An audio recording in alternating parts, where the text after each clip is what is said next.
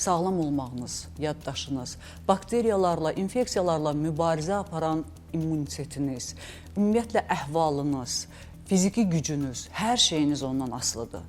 Tamamilə hər şeyiniz. Və bugün beynəlxalq yuxu günüdür. Əgər yuxunuza fikir vermirsinizsə, gec yatıb tez oyanırsınızsa, o zaman gün boyu əzgin, yorğun və ümumiyyətlə intellektual vəziyyətdə olmursunuz, zəkanızı tam olaraq istifadə edə bilmirsiniz. Axı bu o qədər də çətin məsələ deyil. Gün ərzində özünə, öz sağlamlığına 7-8 saat ayırmaq. Hazırda bütün dünya yuxusuzluq epidemiyası yaşayır və bunun nəticəsidir ki, xəstəliklər baş alıb gedir. Ən azından öz izləyicilərimdən xahiş eləyirəm. 8 saat yatmadan günə başlamayın. Bunu özünüzə qayda yox, məcburi əmr kimi qəbul edin. Gününüz mübarək, yuxunu sevənlər və yuxunun sehirli aləmindən bu dünyamıza sağlam fiziki və ruhi göstəricilərlə gələnlər. Sponsor Saf Hospital.